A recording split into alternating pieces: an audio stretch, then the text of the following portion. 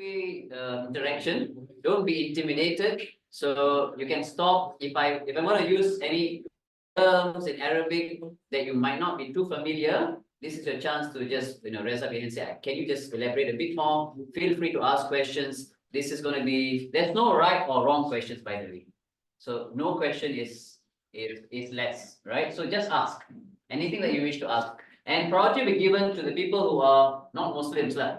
If you're already Muslim, yes, of course we'll give you opportunities, but the priority and the priority of questions and the queue number, we will inshallah give it to the people who are not Muslims, inshallah.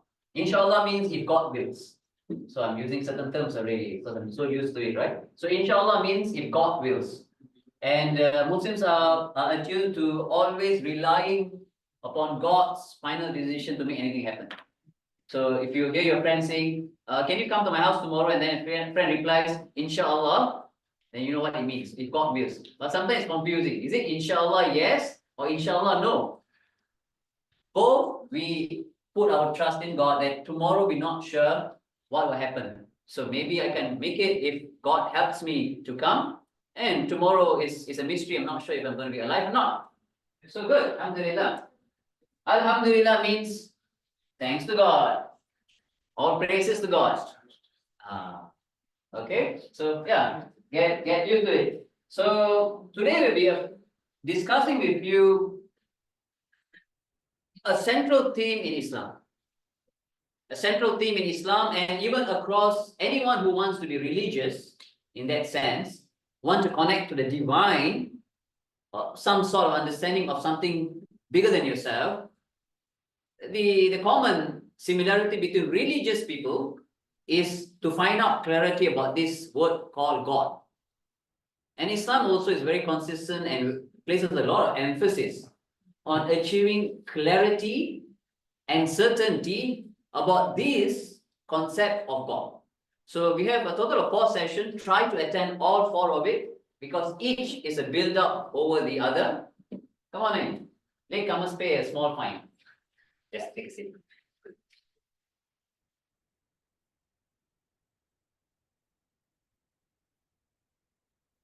Right, so there will be 4 sessions. Tonight we'll be covering quite a bit heavily on the concept of God. What's God? Who is God? Who deserves to be God? Who does not deserve to be God? All right. Who has the qualifications of the divine in terms of worship, in terms of asking for divine grants and wishes? We will aim to guide you to understand where the Islamic approach is from. All right, and then you make the comparisons. But if you want to go into some comparative discussions, we can do it during class if time permits. If not, we can always meet afterwards, take a sit down, and we can have a private discussion. We're open to that also, right? If you are shy to ask questions in front of everybody. All right, and then the second session, which is next week, we will discuss what Muslims understand to be the articles of creed or the faith. There are 6 particular creed items that Muslims believe in, which distinguishes. So Islam is particularly what is known as Abrahamic faith, which is a follow-up of Judaism and Christianity. So which is why you find a lot of similarities, yet there are distinguished differences that we have established with the evidences from the Quran, which is what we understand to be the final testament from the Almighty God. All right. So we will discuss the creed in the second session, which is a follow-up from today's session. And then so there is a break in between because it's Labor Day, right? Labor Day, yeah? Vesak Day, yeah? So there's a break, and then we'll continue the third session where we'll discuss the Islamic practices, namely the 5 pillars of Islam. And then finally, we conclude on the third element of what we call the religious dimension of Islam is the perfection of faith or character building or morality in the sense, or even spirituality in that understanding. Is there spirituality and mysticism in Islam? We will discuss that. Is there meditation? Is there some form of chantings of God's name in that sense to reach a higher state of being? There are also aspects of that which will come in the 4th session. So do try to come for all 4 If not, do try to log on online at least. And if your friends are also interested to come along for the next few sessions, feel free to bring them along for the next 3 sessions. Inshallah. Okay. So let's get into it. Any questions so far? So I will give you segments for questions, so feel free to ask. So I think by right now don't have any question, right? Okay, good. So take a look at this particular verse of the Quran. In Arabic we call it ayat. Ayat means verse. So in particular ayat of the Quran, namely over here in 51, 56. So this is how we read these numberings over here. So it's chapter 51 and verse 56. You have received the blue Quran, the small one, just flip it up. Those on Zoom, are you doing good? Can you just give a thumbs up for our admin to see you can hear us well and clear? You can type in your questions at the chat column. What does it say in that blue translation?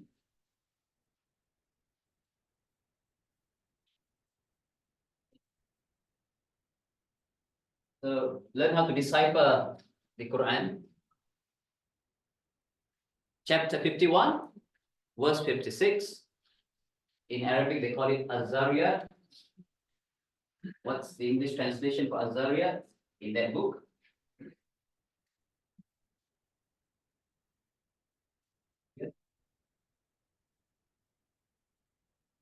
You found it?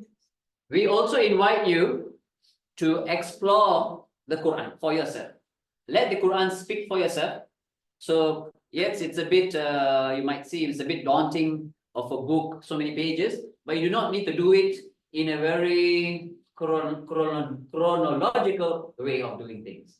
You just want to pick up it and go into somewhere, it's also fine.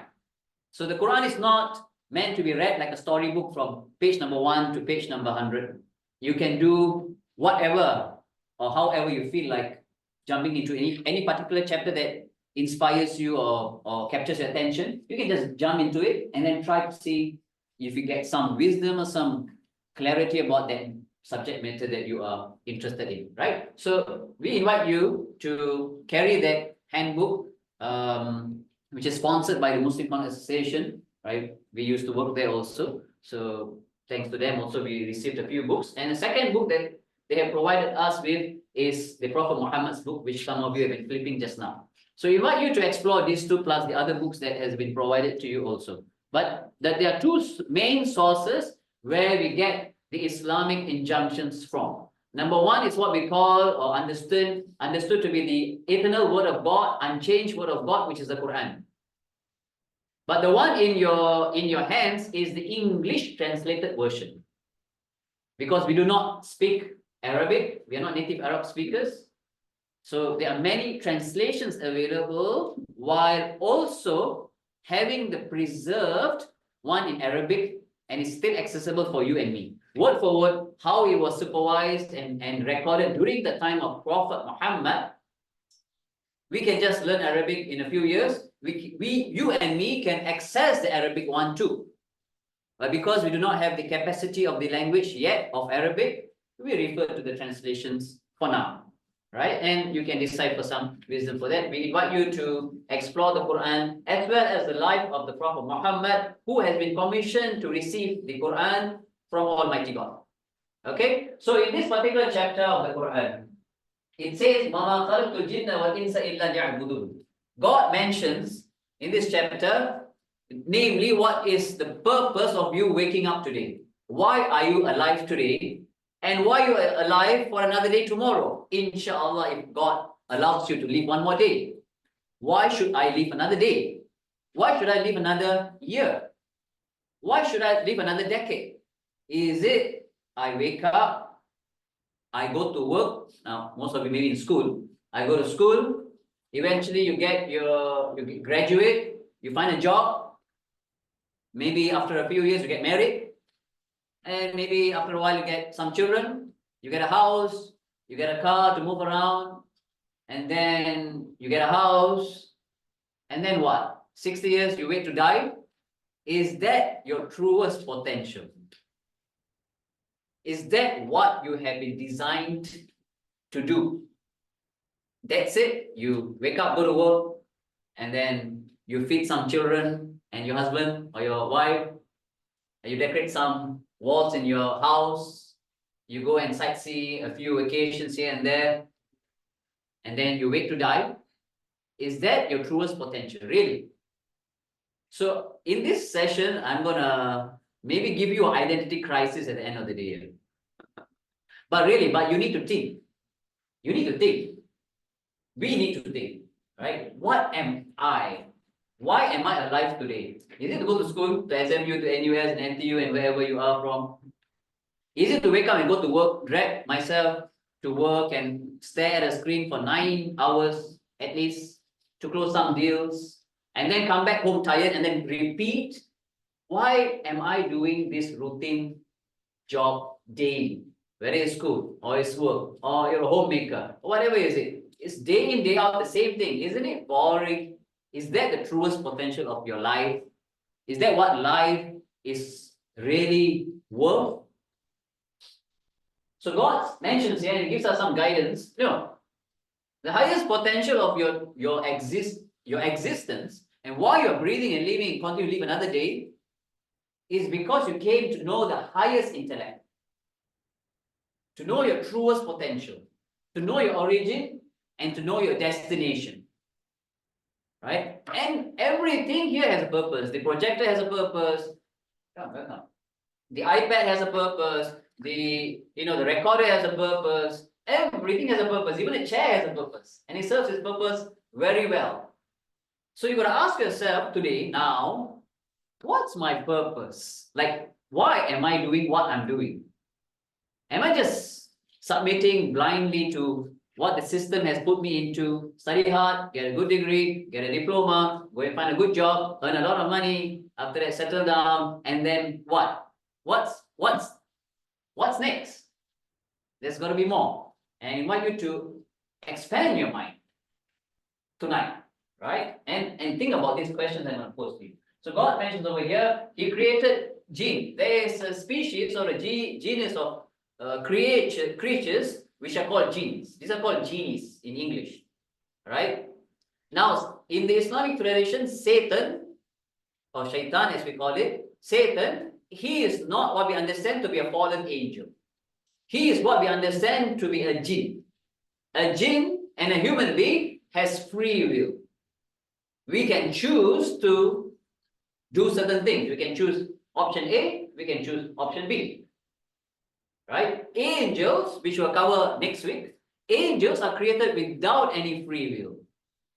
Now, there are a genus of creations called angels, and they are made from what they call light, divine light. In Arabic, they call nur. Some of you got nur in your name, say your friend. Not that nur. But they're created from divine light, and they do not have free will. Whereas human beings, me and you, as well as the jinns, and so-called the Bobo, the Pontianaks, and the, all those ghosts that you have understood to be ghosts, these are all the species called genies, or the jinns. Right? They are not necessarily the spirit of the people who passed away and they come in the forms. No, genies, they can take forms. Even the people who passed away, they can do certain things, and they have been created for a different purpose. Right?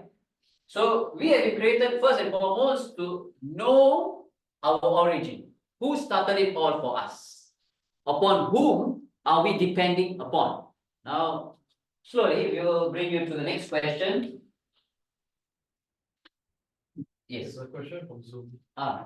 We keep first. What's the question? Why did Allah choose to make the Quran in Arabic? Okay. Can we keep the question a bit later? And take a look at this particular ayat or the verse of the Quran, where God also guides us, Almighty God guides us to another verse to understand how to break down our truest potential. And what is that one purpose that we are supposed to do and reach clarity and optimize our efforts for. So God says here, فَعَلَمْ أَنَّهُ لَا إِلَهَ إِلَّا اللَّهُ. God mentions in Surah Muhammad verse 19, go and learn, go and find out, exhaust yourself in an intellectual, academic research and an effort to know ultimately who created you, who started it all, and do not be confused about that. And there's also a famous Arabic saying, "Man arafa nafsahu faqad arafa rabbahu." In order to know your Lord or God, the first indication of what points to God is nothing too far other than yourself. If you look within, you will realize quite a few things. There's a lot of wisdom within yourself. So that is what I would like to invite you now, number one, to. The first question, just now I asked you what's your name, what's your background, a little bit in depth. Now the same question, but with a deeper understanding. I'm not going to ask you your name or your profession or where you come from, no. I would like you to take a moment to think and ask this existential question to yourself. What am I? Who am I in reality? Take a moment and think. And if anyone wants to volunteer to answer the question first, can put up your hand also.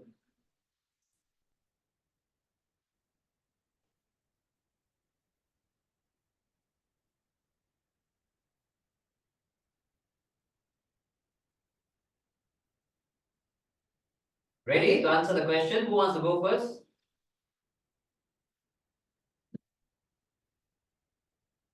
Marcus, we haven't asked you this question before. No. Let's start with you. What defines you for the past 29 years? Finds me. Yeah. Creation. Creation. Okay, good. How about brother, your name? Abu Bakar. Who are you? Oh, okay. Let's pass to your friend. Servant of God. Nice. Brother Paul. Poe, Mr. Poe. Mr. Poe, how would you like to answer this question? Only will be I am my past experience and the people that I met. Okay, nice. And your friend? Farah, right? No, Nashpa. Change your name. The first thing I thought of is that I'm a Singapore citizen. What do you think about citizen? Okay. Fair enough, for a good 2 decades perhaps. Okay. And sister, let's hear from you. I forgot your name. Cheristin. Cheristin. How would you answer this question? Someone who always wondering. Someone's always thinking and wondering. Okay, nice. How about the two sisters in front? Starting with you. You're not sure? Which is a very good answer to this question. We all come here to really find true meaning to this question. And your friends, don't copy here. Say again. Your actions. You are your actions. Okay, good. Let's sister Phoebe. Phoebe. Okay. Okay, how would you like to answer this question? Not sure? Okay, it's fine. Sister?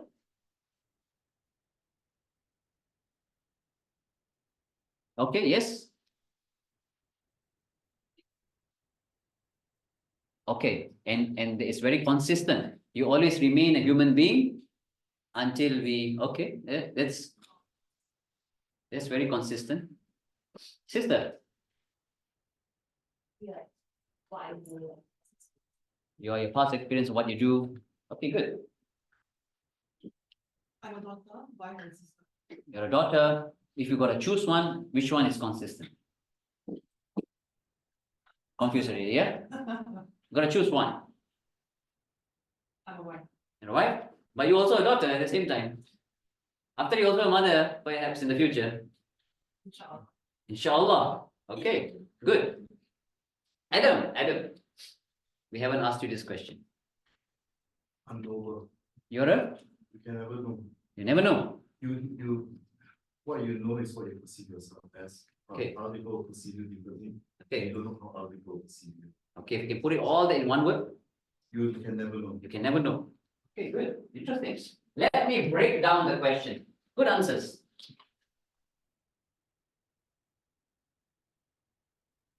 Can see what I'm writing. Okay.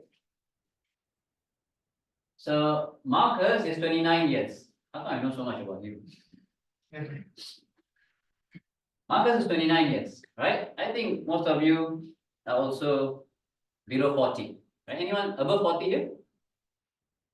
No. Okay, good. So 40 years, no one was around yet. Now, 40 years ago, maybe people in Zoom. So whatever your age is, right, plus another 10. Maybe you are 29, plus another 10, whatever your age is, and the people on Zoom also. Maybe you have a bit more younger, older crowd. So whatever your age is, let's say 80 years ago. 80 years ago, where were you? What were you? How old were you? 80 years in the past. Marcus, let's start with you again. It didn't exist.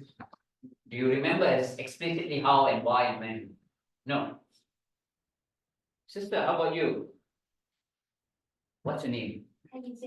Khadija, where are you from? Ah, okay, good. How would you answer 40 years ago, where were you? Somewhere. Floating. Really? You remember? Oh, okay, good. Sister, back to you. Didn't exist. They didn't exist. How about the two? Nothing? Say again? You are a plan. You are a plan. Okay, how about you, sister? Yeah, My soul. soul was somewhere, but can you describe which color, how big and how small? No? Can you remember? No? Okay. Let's go back to Abu Bakr again. 40 years ago, where were you? My answer is closer to what I'm. Okay, nice. Okay. Okay. Okay, good. And your friend? Non-existent? Do you remember? No? Brother, we didn't get your name. Say again? Hakinan. Japanese.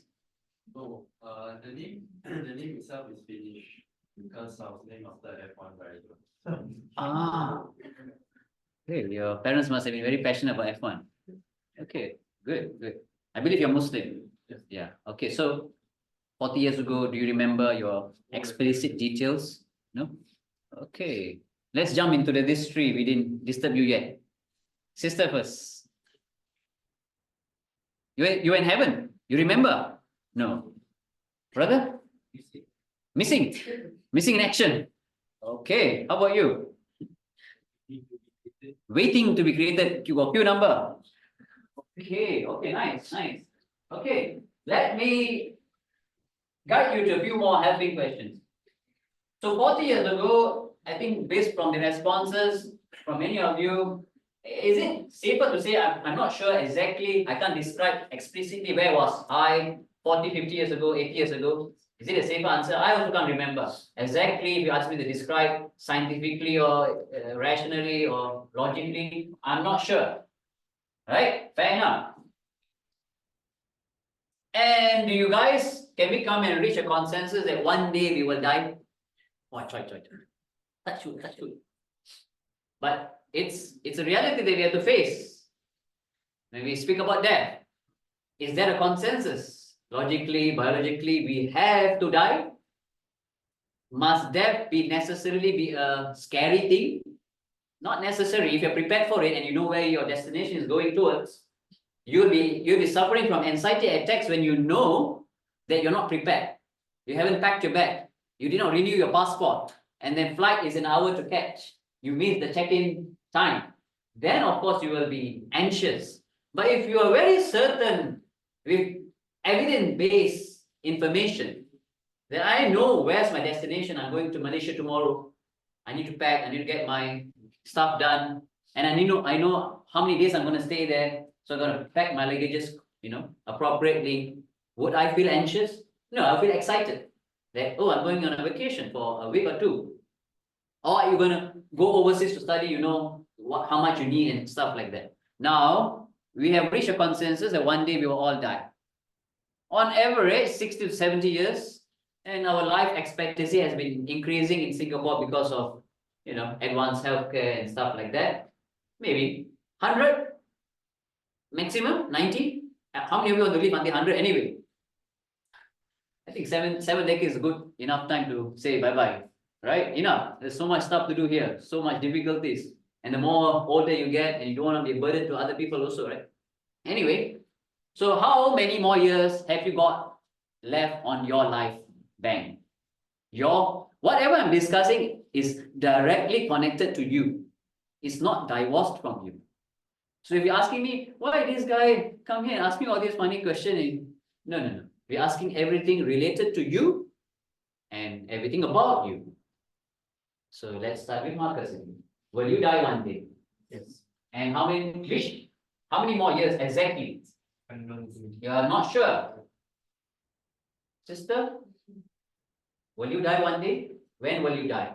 2052 on September the 11th. One day, but not sure exactly. Okay. Aziz? Not sure.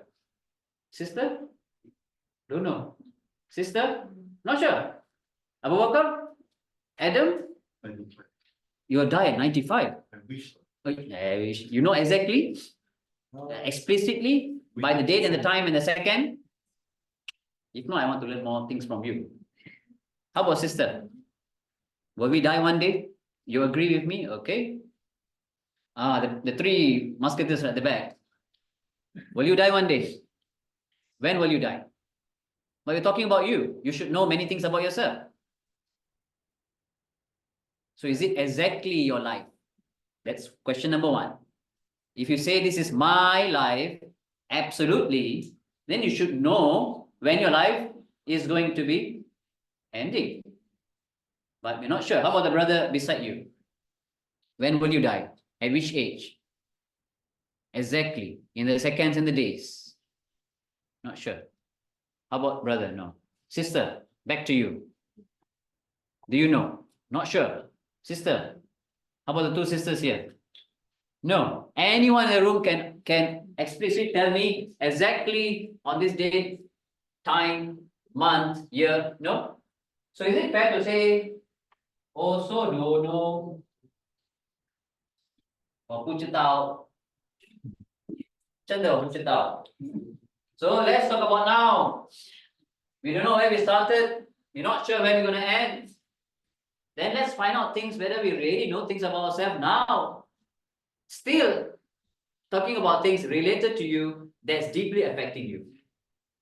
Now we have one heart and one kidney, right? One heart and one kidney. And one lung, right? Two lungs and one kidney. No, one kidney. Right? Right? One kidney, right? So you can donate one and live together.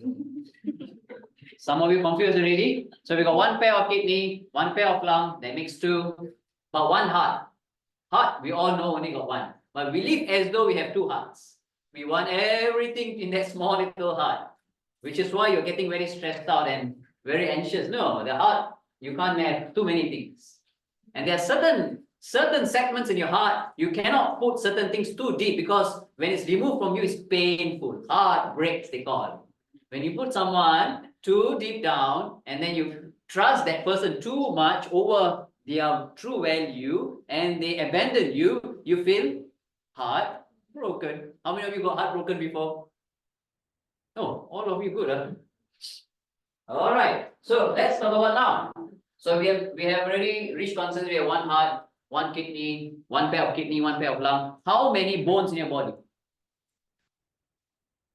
Huh? How many bones in your body? Those who already know, don't answer. Because some of you already attended this before. Let's ask those who haven't. Adam, Abu Bakar and Fran. You've got a bit extra bones in your body. How, Mr. Pope? 206. Good, 206 bones. Spot on. How many joints to connect the bones together? You know screwdriver, but inside got no screwdriver. You need joints to connect those bones together so it moves. How many? Mr. Jafran and Mr. Praveen, we haven't disturbed you yet. How many joints? Not sure, but you're using every one of it daily. Still, we are speaking about matters which is affecting you on a daily basis, on a minute basis. Still about you. How many joints? Not sure? How many joints? We have 360 joints, one for each lunar day. 360 joints.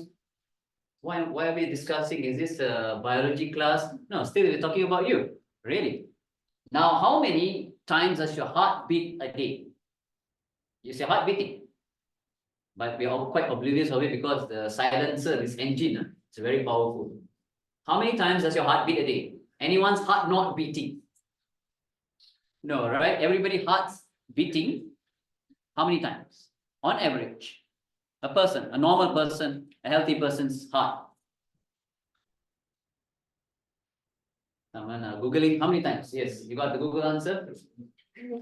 Oh, you're calculating? Good, calculate. 60 times 60 times 24 hours. How much is that? 100,000 on average. Your heart beats on average 100,000 times in a day. Which company will give you $100,000 on a daily salary? Everybody will run to that company. Fine. How many times do you breathe in a day? Is everybody in the room breathing? Yeah. So it's a concept. We're still speaking about matters where we cannot disagree yet. Now, we are all breathing. How many times do you breathe in a day? How many times? Anyone in the house, in the room not breathing? Okay, let's try. I'm going to take out my stopwatch right now. I'm going to do a small experiment with you and the people on Zoom also. What I need to do is when I say 1, 2, 3, or take a deep breath, I would like you to take a deep breath and then hold your breath for as long as you can. And most of you are young enough, I believe you can do at least a minute, if not more. But if anyone got asthma or breathing problem, no need to force yourself, but try to do a little bit. But if you are regular, you are healthy and good, I want you to hold. We have met before, Mr. Poo. First time? Maybe, okay, my dreams. So I would like you to take a deep breath, and what I want you to do is, this is not a competition. It's not a competition between, who's got the highest number. What I want you to do is in that 1 minute, explore what happens within you. How you feel, what kind of things are happening within you, how you feel constricted. And then once you let go, hold to your maximum, and then you say, let go already. Okay? Are you ready? Don't laugh, don't look around, don't giggle, because one person giggle, everybody will start giggling. So we don't want that. So we cannot repeat the experiment. Okay? So sit up straight a little bit, and then breathe in, breathe out. Are you ready? Okay, don't talk first. Not ready yet. Okay. It's warming up. But really, most of you are young. So try to go 1 minute, if not more. If not more, try to your maximum. But if you got any breathing problem, don't need to force yourself. Right? No need to force yourself. But try to do it half a minute or so. Are you ready? Okay. Take a deep breath now. 1, 2, 3, go. And then once you have let go after. Stop. Stop. 6 seconds. I thought the girls will start giggling. The boys at the back are always like that. Never mind. Okay. Compose yourself a little bit. If you can, close your eyes so you don't get distracted. Okay, relax. Take a deep breath again. Okay, take a normal breath. Breathe in, breathe out. Don't laugh, huh? Don't laugh, huh? This time you're gonna get it right. Okay, reset. Those on Zoom also, I would like you to try. Follow the activities. Okay, ready? The three. Okay, no laughing, Okay, take a deep breath now. 1, 2, 3, go.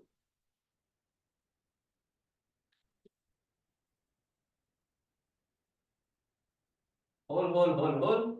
10 seconds.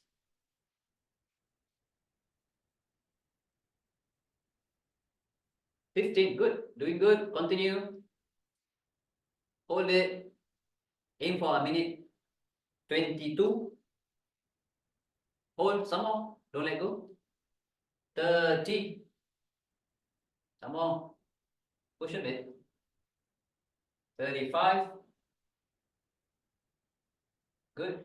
38. Some more. 40.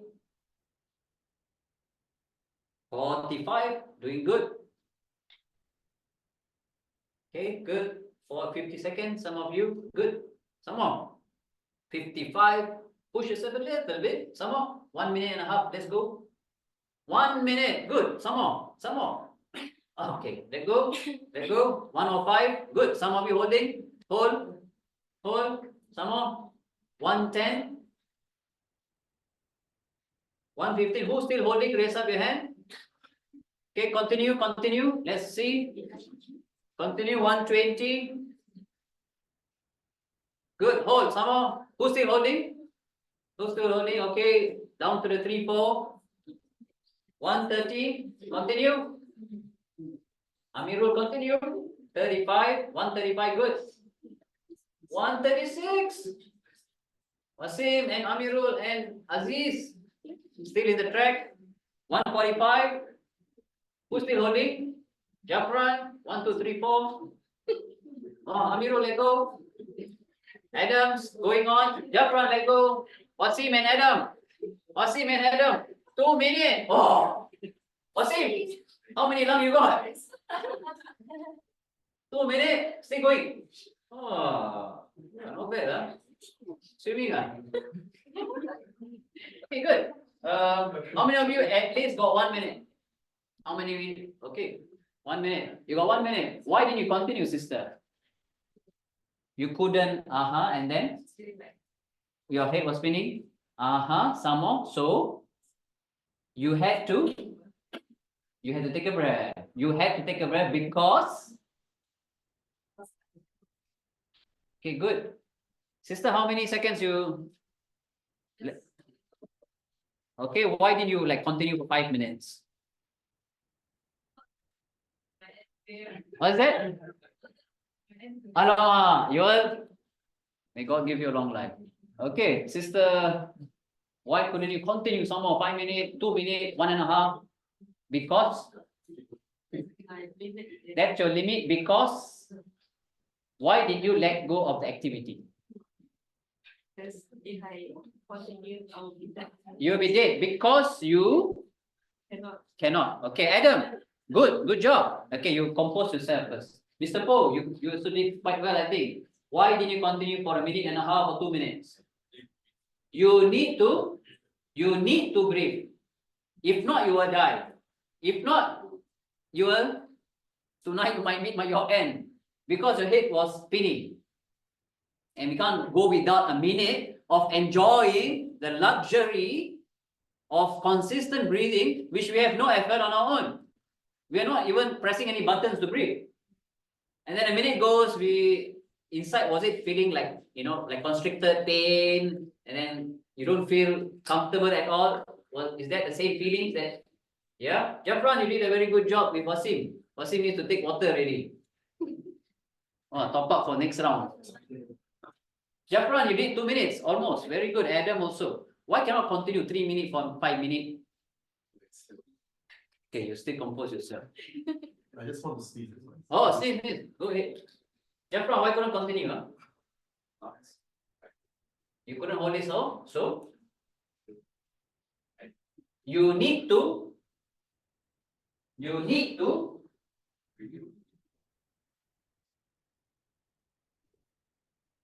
can see. So one consistent term that if you could sum up, I'll meet my end and stuff like that, that we are quite limited. that we are quite dependent. We are not independent of the circumstances around us. We can't just do without oxygen. We can't just do without not breathing. We have to surrender that we need breathing. We need oxygen. We need the heart to beat. We need so many things. We need. Why do you go to school? Or rather, why do you go to work? Because you need money. If you're all financially independent, then no one would want to go and work, right? Why must I work so hard if I'm already financially independent? So you need money, so you go to work. So who is higher, who's lower? Why do you eat and drink? Because you need water, you need food. Why do you need to, have a clothes? Because you need clothes. Why do you have a house? Because you need a house. Everything from A to Z, even the moment we wake up and then we go and use the loo for toilet, because you need to use the toilet. Can you do without not going to the toilet for a day or 2 or 3? Maybe some of you don't like to use public toilet, you go back home but still need to go eventually, right? If not, constipation or some other complications will arise. So A to Z, what is our life enacting or reenacting every single day? What are we reenacting? Our neediness, our dependence, that we are not independent. We are always subjected to the circumstances around us to survive. Without which, we will not be enjoying this conversation, this moment. We will be dead. Means our meaning in life subsists. It just ceases. Now we have these meanings because many circumstances come together to help us enjoy these experiences. Like some of you say, the actions that you do, the experiences that you enjoy, all of it is not done on your own. And we have just tried a small experiment to prove that. So we do not know how many breaths we are taking. We do not know how many times our heart beat. We don't know how many bones or kidneys or lungs also we can forget. Why do you not know so many things about yourself and yourself and yourself? Why? Why do you not know so many things about what constitutes of you? You don't know when you started, you don't know when you're going to die. In between also, we're not so sure about so many things. Even the things that is very critical to our survival. Why? Where's the more?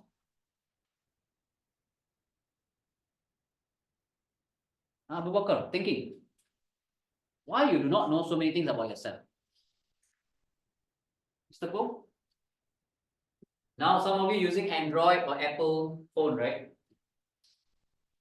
Would we care to know every single technical specification of this phone? What's the megapixel, what's the processor, and all those minute detail, at the back of your phone when you buy it, everything they list it down. Would you memorize all those things?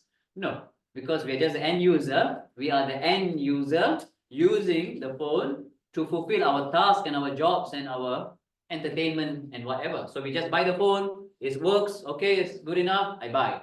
I afford it, I buy it. Now, many things around, within us and around us, we do not know how many bones we constitute of. Can you look at your finger? Your what do you call it? 0.1 middle finger. Huh? This finger, how many cm? Exactly. You don't know, right? I also don't. Have you ever tried measuring actually in primary school when you use ruler? Oh, my finger 7 cm. Oh, your one only 6 cm. My one taller. Do you do that? No, we don't even know exactly what we are made of. We do not know the dimensions. We do not know the design. We do not know the calculations of you, me, yourself. We're quite ignorant, aren't we? We are oblivious about our own self. We do not know what are we made of also. Why? Because we did not design it. You did not design it, nor did you produce it, nor did you assemble it, nor did you create it. Then, isn't it only fair to ask who is, for example, I'm using Samsung. I'm an Android user. But I have an iPad also. Isn't it? Some of you like, oh, I must only have an Apple product because the Apple product, ta ta ta ta ta ta. Or I must get the latest phone, ta ta ta ta ta ta ta. ta. Right? Some of you are very brand, conscious, right? You must get a particular brand because you like the design and the intelligence behind that particular gadget. Have you thought about this?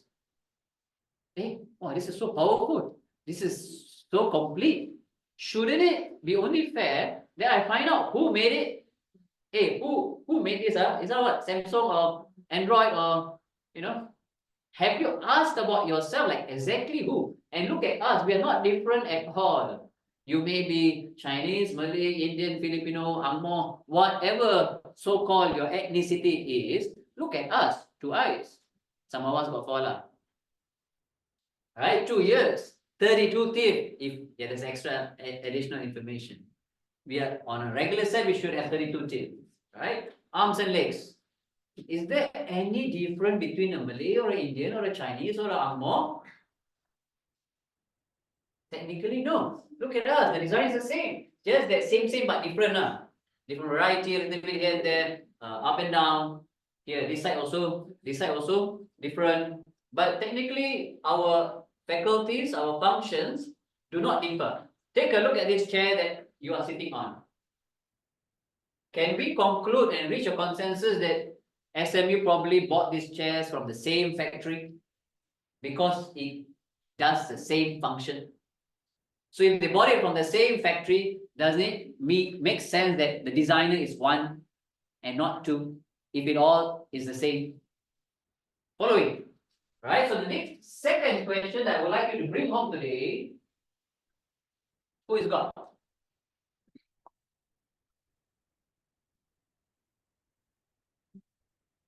First question we have asked you, and I would like you to bring that question back home and think about it. And then let it resurface again. Ask yourself again tonight when you sleep, hey, who am I? Like, really, who am I? What am I doing here? Second question I would like to bring home today, who is God? Which is also the central theme of tonight's topic, right? Who is God? Marcus. Who is God? He is the creator. The creator. Sister, who's God to you?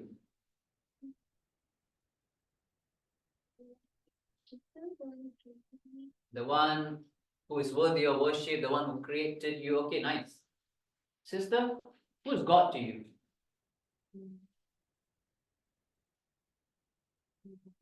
The provider.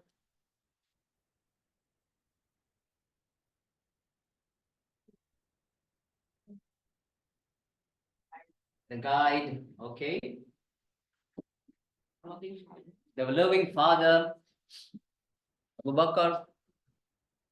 One knows better. The one all-knowing, the one who knows everything the best. The most merciful.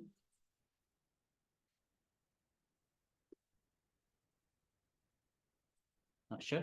It's fine. Sister Atika. The creator, brothers. Most compassionate.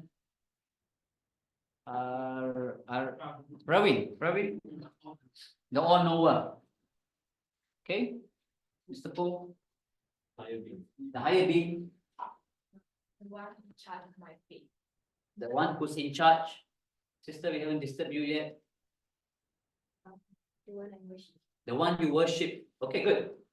Now, regardless of our religious orientation that you might share, is it fair to say now God is something that people go and pray to in their own way? A Muslim goes to the mosque or a prayer room to perform some prayers, to connect to the divine. A Jew might go to the synagogue. A Taoist or a Buddhist will go to the temple, right, or the altar. A Christian will go to the church. So each or every religious community, what do? They pray. They pray in their own particular way, which is unique to their traditions. So they connect to a higher being in their own understanding. Right? So they pray. So God can be defined as someone you pray to, or in other words, you thank. Or in other words, you worship. Now, how many of you have prayed in this room? Like in your own way, in your heart, in your...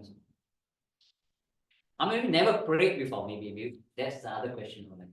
In this room, how many of you have never like prayed at all in your heart or something, asked for a wish or a grant? How many of you?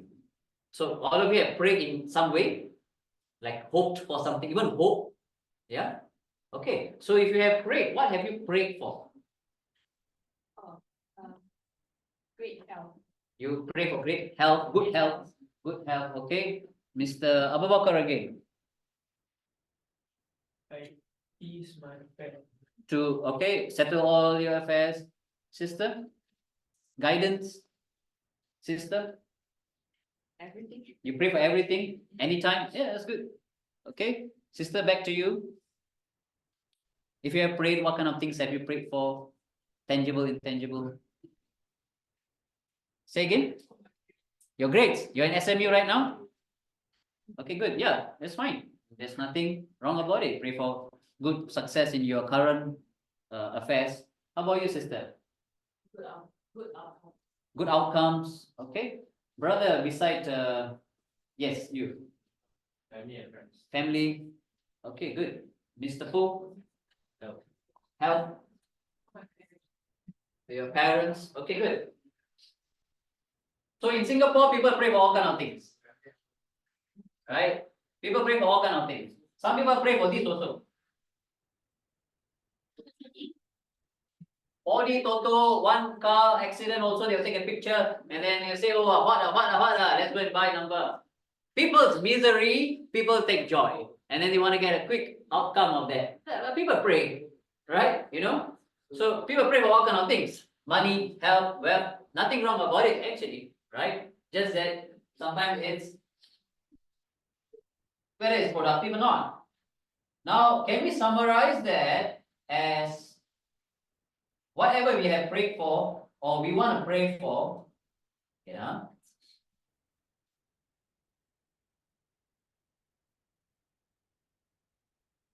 Start with it.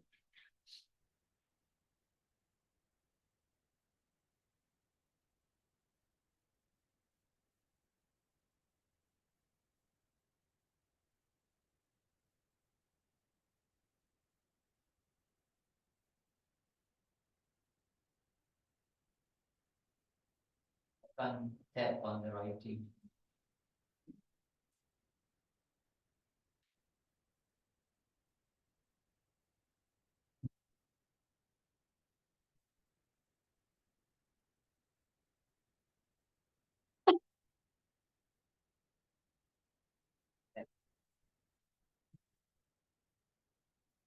Now, those things can be summarized. Whatever people pray for, whether it's health or wealth or your good grades or your money and stuff like that, all of it can be summarized as needs. Sometimes it's wants. It's fine. But now a technical definition of someone who qualifies to be God is understood as the one who fulfills your needs, is the effector of your needs. Therefore, he should be acknowledged.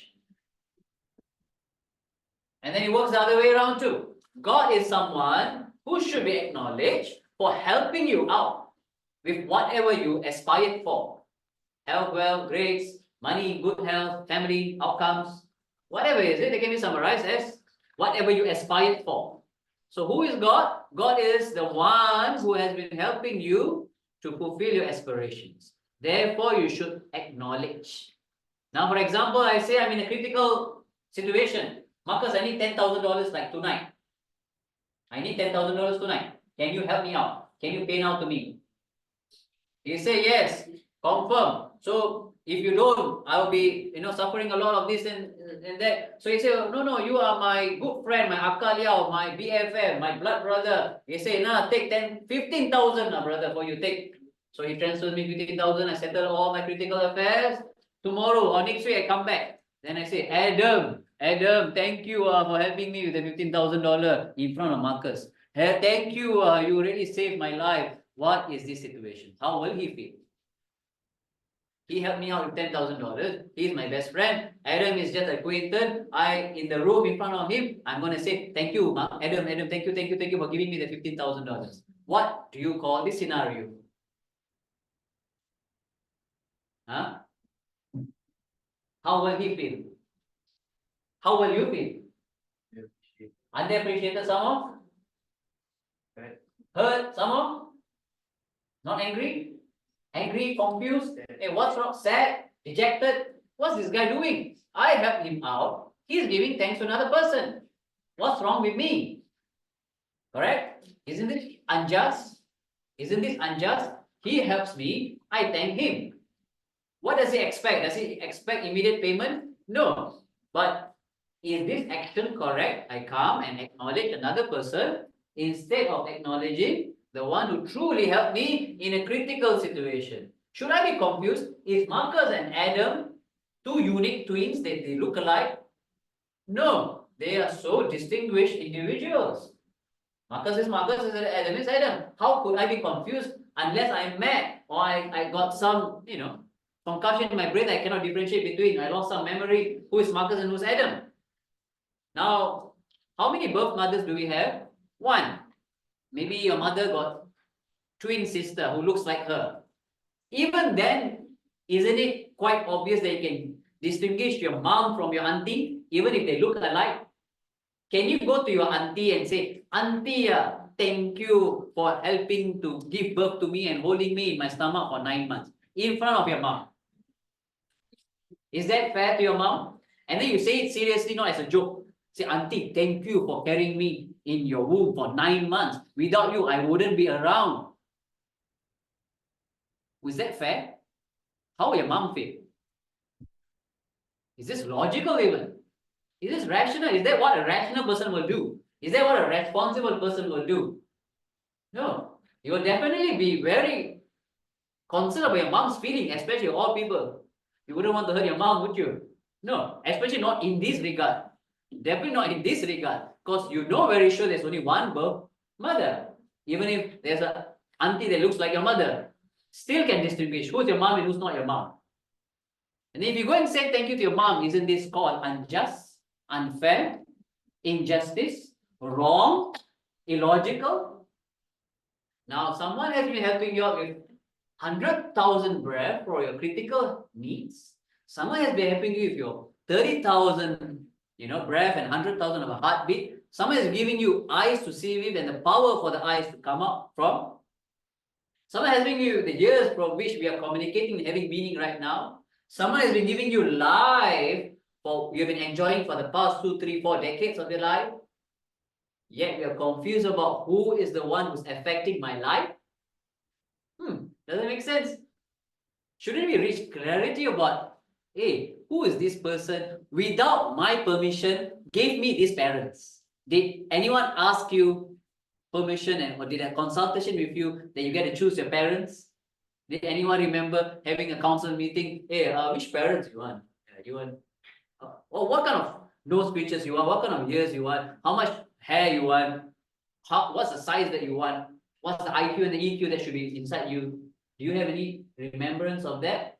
Did anyone consult you to bring you into existence this moment? No. So the same power is going to, without consulting you, take you away. That's called death. So isn't that power considered quite powerful, affecting my life, and going to end my life? That he should be known with clarity. He meaning not gender specific. That's the closest we can do it in English, right? Meaning that entirety. Shouldn't that person, that being, be known with clarity and conviction and certainty and with evidence? Oh, can do phone call. Okay. Right? So is that fair? Is that a fair question? There's someone who, without your consultation, started you alive and gonna end you alive, in between also managing and controlling your affairs. Shouldn't that person be acknowledged? And that person doesn't even need you and me around. That's the irony. You don't even need to be around for the universe to function.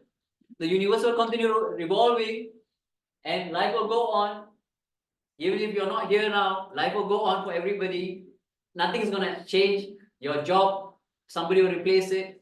Just a HR advertisement on the Straits Times or jobstreet.com. That's about us in the workplace. Like, but what gave you meaning? What gave you these experiences right now? Who gave you this experience right now? Isn't it worth finding? Which brings us back to the first question. Why are we here? God created me so that I can know who's affecting me and who is going to affect and end my life. The one who is giving me life and the one who's giving me everything within life to sustain me, help me, and reach and fulfill my aspirations. Even though he is independent, he is not in need of me. What am I then required to do? Know him with certainty, not with confusion. Acknowledge the help that we are receiving and be thankful to it. Now he gives me $15,000. What should I do? $15 is a lot of money. I should thank him and then work out a repayment mode. How much can I pay you back every month, bro? $1,000, $100, $500. We work it out and I should pay it back because I owe him. Owe money, pay money, yeah. Right? But okay, let's not take a big sum of money. Now, for example, you have nephews and nieces, or some of you already married, have children. Maybe, one auntie, your neighbor, gives a 10-cent sweet to your child. What will you train your child to say to the auntie? What will you train your child to say to the auntie? Huh? Say thank you. Kamsia. Setie. Nandri. Terima kasih. Whichever language. Say thank you to the person who gave you a 10-cent worth of sweet, Mentos or whatever, Kit Kat. Now, someone's affecting you for many critical things. You are breathing and you can't go 1 minute without breathing, 30 seconds without breathing, 10 seconds without feeling uncomfortable. Who's making you comfortable? Who? Shouldn't we know him with clarity and conviction and certainty of evidence and not be confused about it anymore? We know so many things about life, but we do not know what's affecting us within every minute. What's within us and what's outside of us. Right? So Islam, the concept of God in Islam, or the purpose of life in Islam, is to reach certainty and to build an intimate relationship with the one who's affecting your life. The purpose of life, in other sense, the purpose of life is to find out who's the one who's giving you life and the one who's going to end your life too. And the one who's sustaining your life in between. Who started it, your origin, your destination, and in between. Who is in charge? You and me are not in charge. You have been blinking non-stop. I say stop blinking. Stop blinking. How long can you go? You can't. You can't control many things. We are not in charge. Who is in charge? Who was always in charge? Who is going to be in charge? Who is in charge? We came to find out. Right? If, for example, the parliament had the king of Malaysia came in, right? He sat in, he was the previous Sultan of Johor, if you've been watching news feeds. Yeah. Right? So what did the Speaker of Parliament do? Acknowledge the presence of the Sultan of Johor, who is now the current king of Malaysia. You've got to acknowledge what do you call that? Delegate, important VIP in the room is important. Now, many things are happening and we have failed to acknowledge a VIP who is affecting our life. Islam helps to identify this with evidence. Alright? So, who is God? God is the one who affects our critical needs and therefore deserves to be acknowledged. Very simple. Right? Now, how do we know who is God?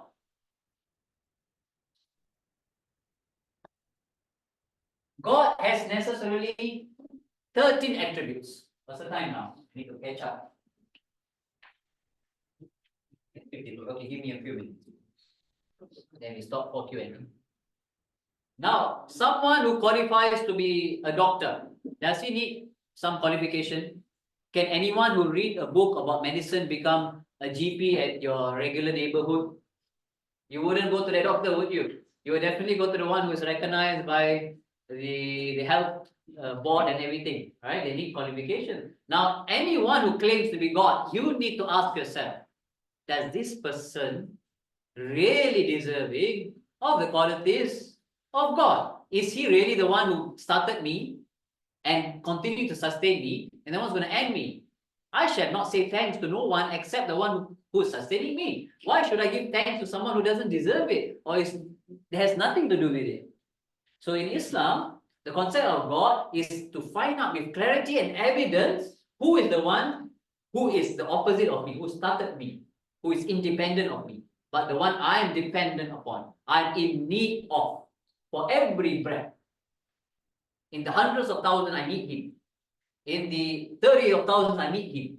So you need somebody, you're so dependent about that person, what should you do? You should know many things about that person because you can't do without that person, about that being.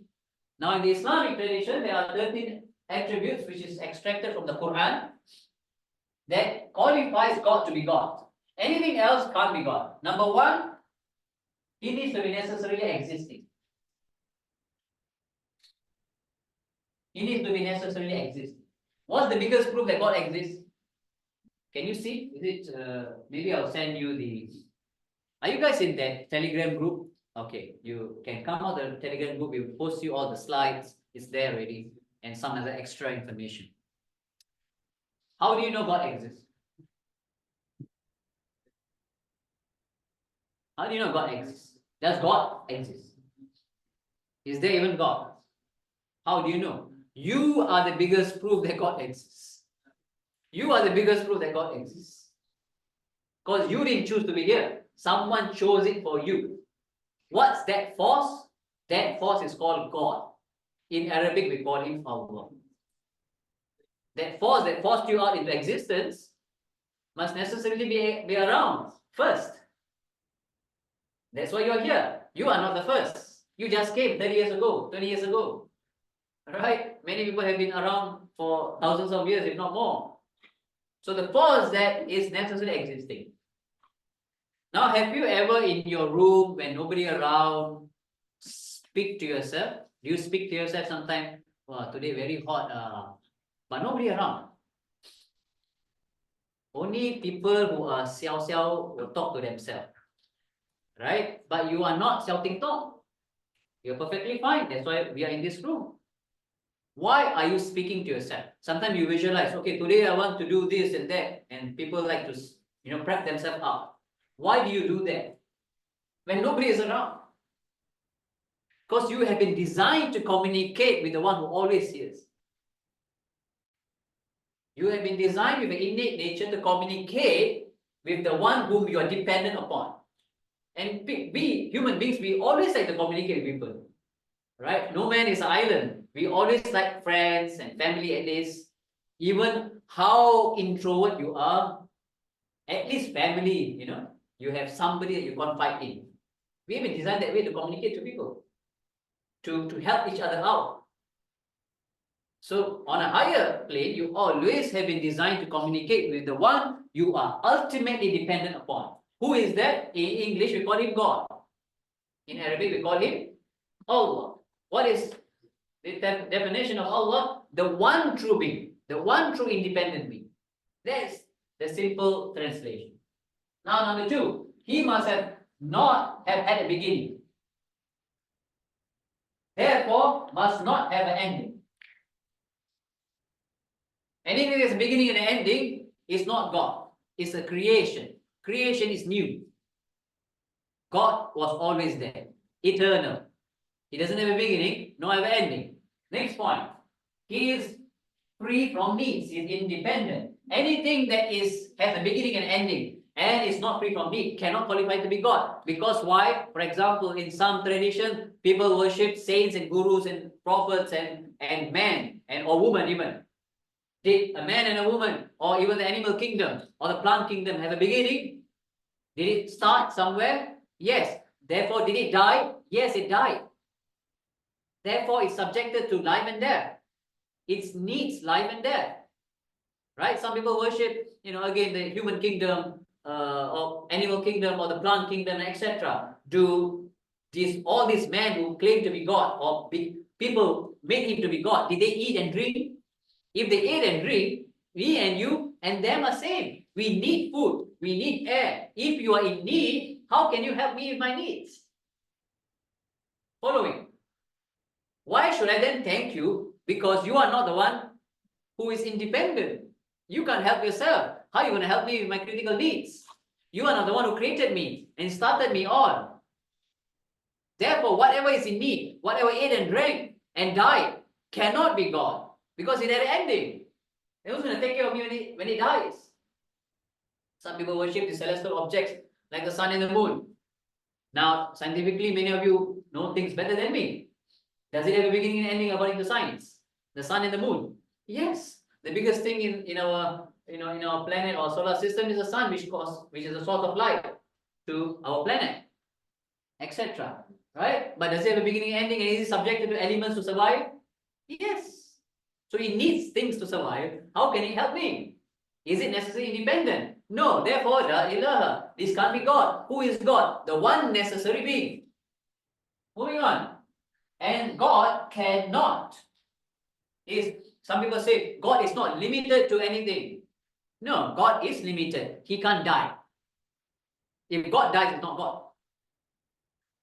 Right? And God does not need another being to help him with anything. He's transcendent. And he cannot be limited to come in the form of a human being or a creation or an animal. He can't be limited in that sense. It's either a creation or creator. A creator, the infinite, can't be squeezed into the finite, nor the finite can be squeezed into the infinite. It's either one. It's either the independent or the dependent. Both can't interpolate into each other and become one in all or all in one. Can't. It's necessarily distinguished. Can you go into the istana and just barge into the istana and say, I want to meet the prime minister or the president? No. There are boundaries between laymen and people who are of authority. Right? Can you go to the SMU dean and say, hey, I want to have a chat with you at any time that you want? Does it work like that? No. You're going to get an appointment. Right? So God is transcendent. He cannot resemble creation, nor does he need to resemble creation. Therefore, God is one. And God has necessarily what we call 7 attributes which are quite unique to him: life, knowledge, will, power, hearing, seeing, and speech. And these 7 are also kind of reflective upon us. We all have life. We are alive right now. But it's your life forever. You die. I die. Therefore, life is not yours. Who is the one giving me life then? We should find out very intimately and acknowledge, because life is important. Do you know everything about yourself? No, we don't have ultimate knowledge. Then who is the one who is distributing knowledge? We should find out about that person and acknowledge the person. Do we have absolute will? Can we choose everything we want? Sometimes you got diarrhea. You can't choose when you need to go to the toilet. You're forced to go to the toilet. Even toilet bowels so we cannot control. High tide. Do you have absolute power? Can you carry, how many reps can you carry of deadlift? And some of you going to the gym, how many reps can you do? Do you have absolute power? No. You have absolute hearing or seeing or speech. Alhamdulillah, Alhamdulillah means all praise to God. We can see and hear and speak right now. There are people who are deaf and blind and mute, right? Can you go to them and say, oh, you're very kasian. I share with you my eyesight. Can you do that? Are you able to do that? If it's yours, you can do that. You can't do that because it's not yours. Nor is his blindness originally his. So who gave me eyesight and hearing and speech? We need to find out and acknowledge where it's coming from. Right? And ultimately, we are still discussing matters which affects you very critically. It's all critical things. Still not outside of you. Following so far.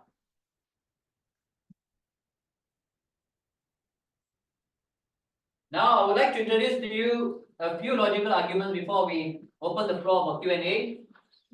there are something called a logical argument. And this is one simple logical argument which is used in the Islamic tradition to understand the differences between creations and the creator. Statement number one, if you take over here, the universe exists contingently. What is contingency? Dependence. It's in need. The whole universe is in need. Meaning it is not independent. It's always dependent to survive upon circumstances. Right? Number two, everything that is dependent needs a necessary being to make it subsist. Because if there was no necessary being, for example, I'm leaning on Abu Bakr and Abu Bakr is leaning on Adam is leaning on Marcus, and everything is leaning upon another, and there's no strong wall to hold him up, it goes into a spiral staircase. Who created who? Who created who? Who created who? Who created who? In the end, if you ask, who created God? That question is what they call a loaded question. It doesn't make sense. It's going to stop somewhere. What's that? The necessary being. Namely, God. In English, in Arabic, we call him Allah. Right? Therefore, the necessary being, the universe needs a necessary being to make it exist. This is a simple logical argument with what we call AFC, argument from contingency. Now, the other arguments to also understand the existence of God, looking at the universe around us. So the universe began to exist. Whether you call it the Big Bang and stuff like that, now there are many evidences that we know the universe began somewhere. Right? So they began to exist. Everything that begins to exist has a cause of its beginning by something that is independent by itself or did not begin to exist. Logical? Logical. Stop somewhere. Right? Therefore, the universe was made to exist by something that did not begin to exist. What is that thing? The necessary being. In simplistic terms, we call it God. In Arabic, we call him Allah. Who is Allah or who is God must necessarily carry these 17 attributes at least. All at once.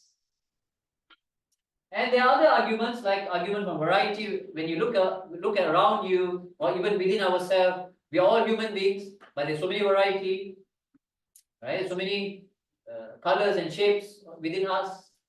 And always, what does it point towards? It points towards that you are a complicated matter. You are intelligent matter. If this, we emphasize, wow, this is very intelligent, this is the highest state of art technology, you are even higher than that. If this requires a smart, intelligent person and an architect to put it together, you require even more smarter architect. Because you are so complicated. No camera can replace this camera. Till now, everything is derived from all this information. Technology is derived from how we operate, how the eye see, how the ears hear, and then they produce all these things. There's so many wires that you need to plug in. We don't need to be plugged. We are unplugged. We are acoustic. Okay, get it? No?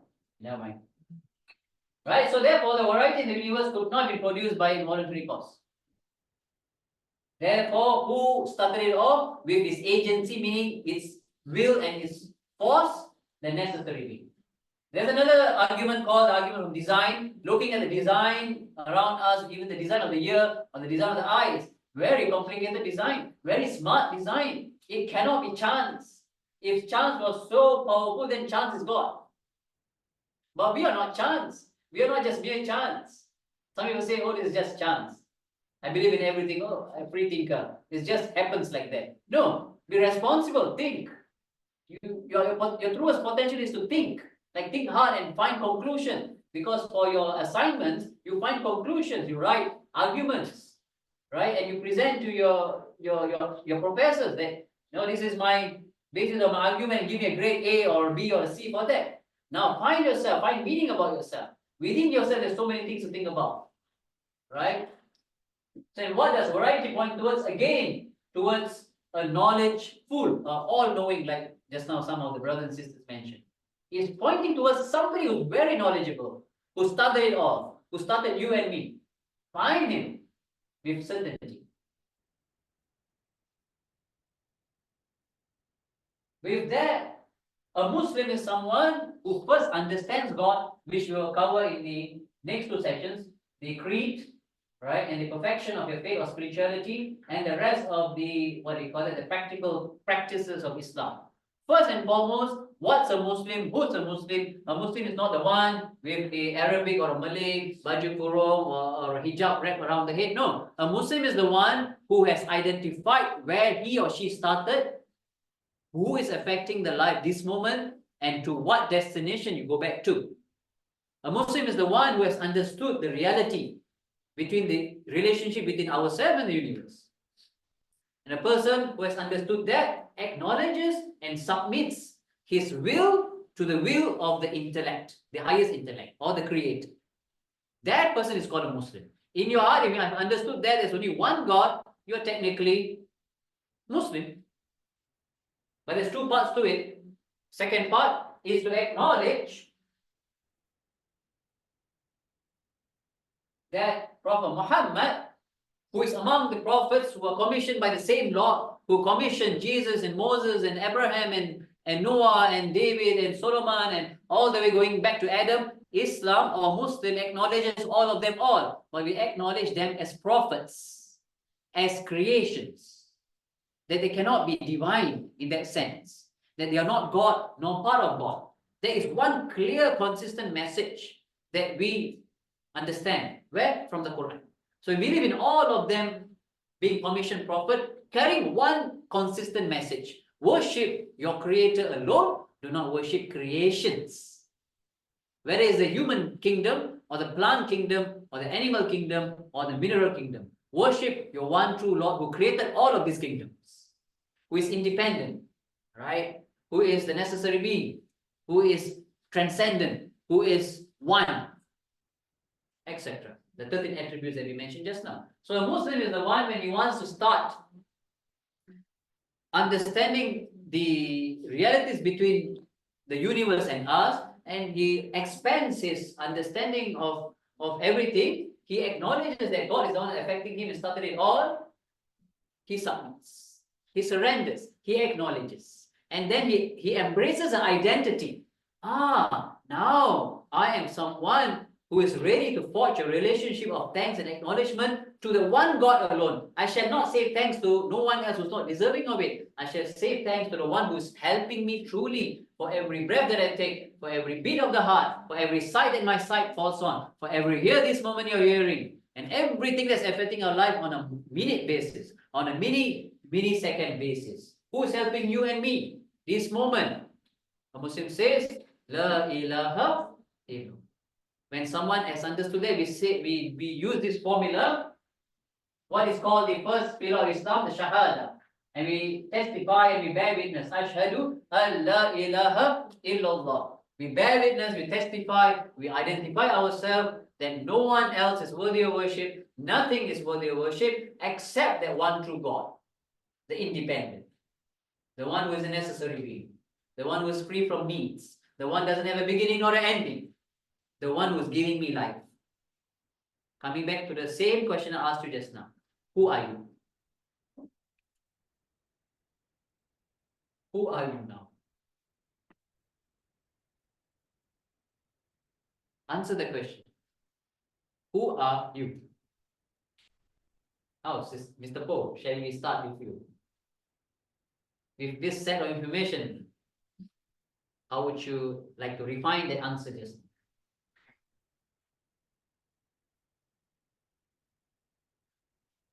Creation of God. Okay, fair enough. But be a bit closer, look intimately. Who am I? I am the one who is a recipient of life, of existence. When you say the opposite, who is God of the necessary being? Who is God? God is the one who's affecting me with life right now. And this is an ongoing process. It's not like a plugged-in battery. It's like electricity. It's ongoing. Who am I? I'm the one who's receiving life right now. Who is God? God is the one, if I claim that I believe in a God, God is that one being who is affecting me life right now. What is then necessary of me next? To acknowledge him with clarity, with information, with evidences, not emotional. Oh, I feel him, I don't feel him. No. Now there's evidences to look at, to observe, and to feel also.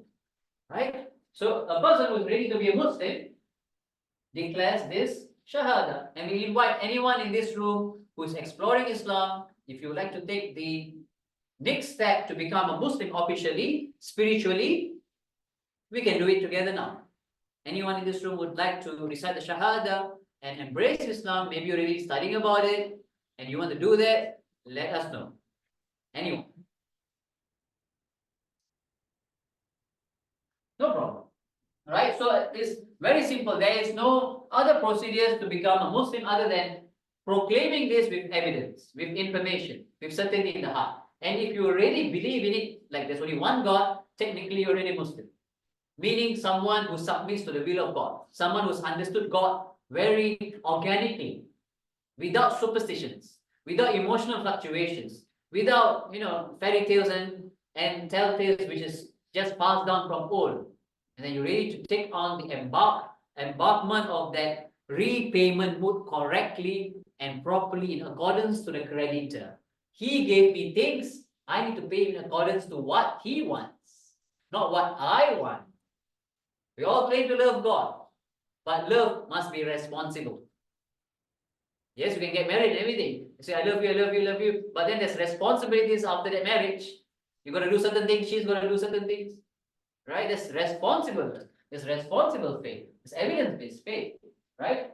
So the second part is also necessary to become a Muslim, to understand why Prophet Muhammad is the commissioned prophet of God. Of course, there are many misconceptions about Prophet Muhammad, which you can find on the internet. So many things that you find on the internet, of course, you're going to take it with a pinch of salt, which is why we have created this platform to come and give you the opportunity to ask. So we have come to the Q&A segment. And those of you who would like to explore further the spirituality aspect or even the practical aspect of the prayer, you are most welcome to come and join us on Tuesdays and Fridays. Right? So you can get this information in the Telegram group. Now, and if you want to drop me a personal question on Telegram or WhatsApp, you can just drop me a note because time sometimes is very limited. So you can just ask me anything on WhatsApp or Telegram or Instagram. And take note of these resources that we have also gathered for you. Go and have a look-see and come with questions. Thank you for your attention. And we open the floor to Q&A.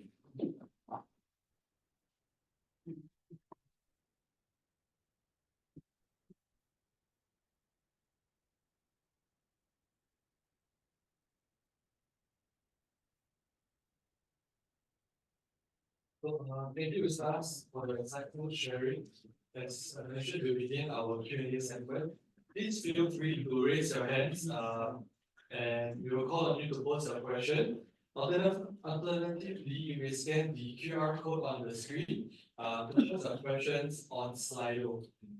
Please vote for the questions that you feel strongly about, as that will gain priority. Yeah, so if you have any questions, raise your hand. If not, you can scan the QR code.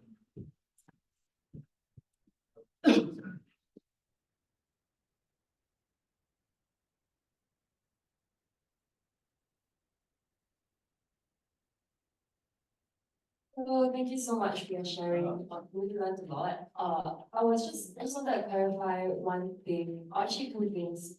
Earlier you said that because we don't know a lot about ourselves, there are a lot of like important facts that we don't know about ourselves. We are not our designers. But I like to think that I can design something without knowing everything about it. For example, I can make a shirt without knowing like what kind of material exactly is made of, how many stitches I use. It's just like it just happens. And then my follow-up is, if there is a independent designer of us, why must it be the same being as the being who ends our life or starts our life? Thank you so much. Okay, good question. So the question is, you do not need to know too many things about yourself to design something. Yes. That's the question. Yeah. Okay, number one, if I understood your question properly, if you are a designer of some sort, what we are doing is we are assembling. Maybe you design shirts, but you can't create the source of it all. Say, for example, you're designing cotton shirt. The cotton itself It's not from you. What we do is we just assemble it, and then we have so many trials and error.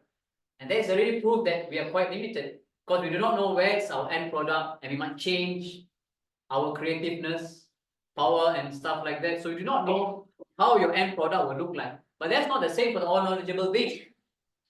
Even before it puts form into it, there's already intricate details exactly how you and I should be.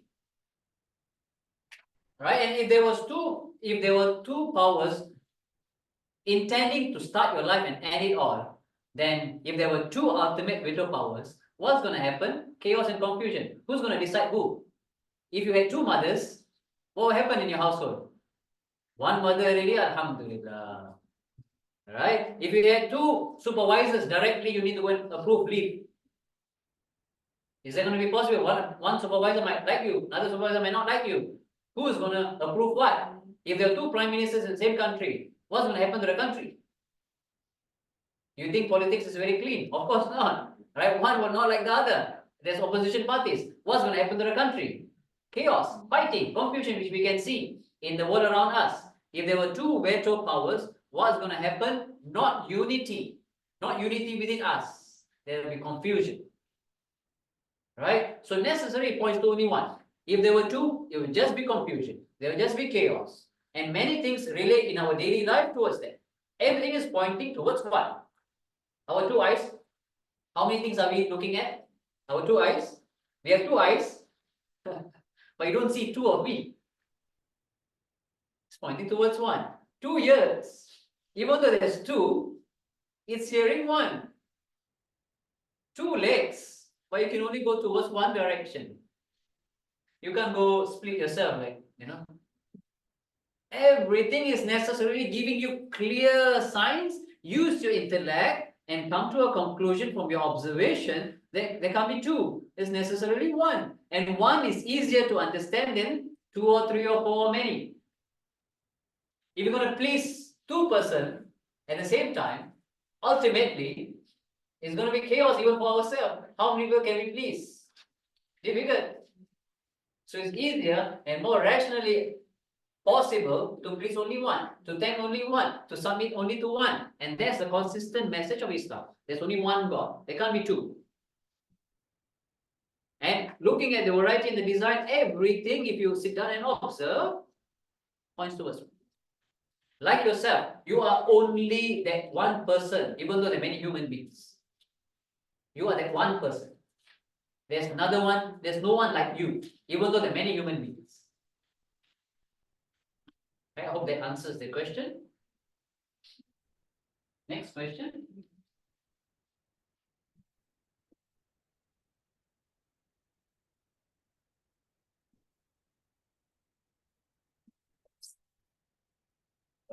I just want to ask, your belief in God, does it come from acceptance or understanding? Say again, From acceptance or understanding? First it has to come with understanding first. No, Islam is not a blind set of belief. They do not just follow, even for born Muslims, it's not necessarily they are believers in that sense, meaning they're just born into it, and they necessarily become automatic believers. It's not auto-subscription. No, everyone has been given a fair playing ground. We have something called intellect, right? We have something called conscience. We have something called observation. What are we supposed to do with all of this? Come to a conclusion intellectually first, using the mind, using evidence, thinking quite a bit about it, which is why the Quran we have given you, go and read it, and we challenge you to go and challenge the Quran intellectually. You don't need to buy everything emotionally or spiritually. No, use your intellect. See anything that contradicts with logic or science even. Right? Look at it logically. So it starts with the mind first. The mind has to agree. Once the mind agree with the rational order of things, then it comes what they call a spiritual submission and an intellectual submission and a soulful submission. But it starts here. Islam does not want to influence your emotions with any other instruments and music and stuff like that. That's why you wouldn't find us bringing an instrument to come and show you any music or stuff like that. No, we tell you this is evidence-based. Why? Because you and I have have something called the intellect. And what's the greatest purpose of the intellect? To think. Think about the one who placed the intellect in the first place. Think about it, why it started it all, who am I, who's God, where am I going to? And then it starts there. It's in fact, it's really an academic, scientific pursuit. And then a spiritual pursuit. And once you've understood all of this, then we go to the spiritual aspect of the practices. So sometimes people worry, oh, I want to be Muslim and stuff like that, but I cannot eat this. I need to wrap my head with a shawl and I can't do. No. Those are secondary aspects. You do not worry about them as of yet. Those comes much later on. What's the first thing that we need to be accurate about? Your understanding about reality. Your understanding about yourself. And things that affect you. It's very fair. That's very fair. Then the rest comes later on. Your lifestyle changes comes much later on. Much later on. And once you realize the benefits of those lifestyle changes, you adopt it willingly. There's no loss at it, actually. There's only protection and there's only benefits. Right? So you accept it with your mind first, with your intelligence first. And you make that conclusion. And not to follow the system blindly. To observe carefully. To truly realize the potential of your intellect, of your conscience. So it starts with acceptance of evidence. And then moving on to other spiritual aspects. I hope that answers the questions. Next question. There's some in Zoom, we haven't answered. Okay, let's go to the one in Zoom. Yeah, let's do one in Zoom. So Farisa asks, why did Allah or God choose to make the Quran language in Arabic? That's a good question. Now, Arabic is one of those languages which is what they call the Semitic languages. Now, one thing about the Quran, like we mentioned just now, what is the proof that the Quran is possibly the unchanged word of God? Number one is one of the evidence that it is directly from God is its unchangedness. There's no book in the whole world, whether religious or not, that has not been edited. So now we narrow it down to religious scriptures. There's not a single religious scripture which has not been edited and given a new version or translated to the point that the original version remains inaccessible, that we do not have access to the original version of what claimed to be the word of God, except for the Quran. What has been revealed to Prophet Muhammad from 1,400 over years, the same Quran, the same manuscript is accessible, is able to be accessible by you and me in the Arabic language. Not a single word has been managed to be changed. Even though political, there's so much political interest to use religion for their own interest, for the Quran, it has not been able to be used, be done so. And that is one interesting fact, because people love to use religion for their political, malingering and their political interest. And there are many different political offsprings of Islam also. People like the terrorists and ISIS and Al-Qaeda, they cherry pick and nitpick the Quran. But even so, they only refer back to one word. Their understanding of the Quran is flawed. It's perverted. That's not the correct understanding of the Quran. And they have nothing to do with the Muslim nation at all, actually. They're not even in the interest of Muslims. They kill Muslims.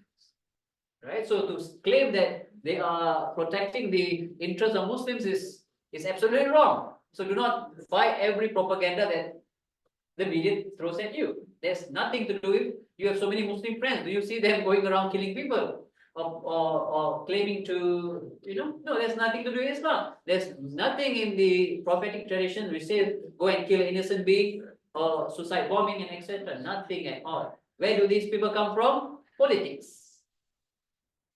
Right? Just politics, pure politics, manipulators, cheaters, right, etc. So the Quran came in the Arabic language and continued to be preserved in the Arabic language because one of those pure Semitic languages which in one word it can give you unprofounded wisdoms at different times. Right? So for that there are many YouTube videos that you can explore in YouTube which speaks about the depth of the Arabic language. Right? But one interesting fact that you and me can learn Arabic for good 2, 3 or 5 years and you can access the primary evidences for yourself.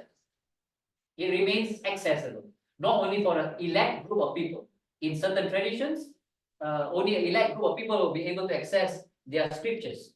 Right? And other traditions, for example, namely, we also believe as Muslims, we believe in the gospel sent to Jesus, we believe in the Torah sent to Moses, we believe in the Psalms sent to David, we call it Zabur, we believe in the scrolls sent to Abraham. But what do we believe as Muslims? That these, the original ones sent down in the time of those prophets, supervised under the lifetime of the prophets, that the original one is not accessible. For example, namely the gospel, what language did Jesus speak? He spoke Aramaic. He did not speak English. He did not speak Greek. So where is the Aramaic edition of the one which was supervised during the timeline of Prophet Jesus? It means not accessible to the masses. It's not there. It has been interpolated, changed, edited. By whom? Did Jesus give authority to each one of these councils to do that? This is history. Go and read. But except for the Quran, right? So that is one.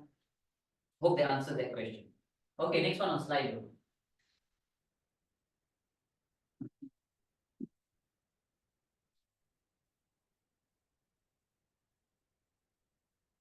Does it mean to be up on the side question? Which one shall we go? The first one, if God has no needs, why does he need to be worshipped? God does not need us to worship Him. It is we who need Him. Or rather, it's like this. Your mom raised you up. Do you think, maybe she raised you a good 20 years. Did she send you an invoice? Hey, this amount of baby powder you consume, this amount of diapers you use, pay me back. And installment, you want installment plan or gyro? Does your mom do that? Did your mom ever do that? Does she even need you around? She could have chose not to have you. Does she need you around? No. She wanted you around. Why? Because she wants to love you. As a motherly instinct, she just wants to, naturally, mothers like to love, and fathers also, but mothers more, maybe. Right? They want to pamper, they wanna raise you up, they wanna dress you up in nice clothes, and the first time you call her mommy and mama, she's overjoyed because you acknowledge her. That's all.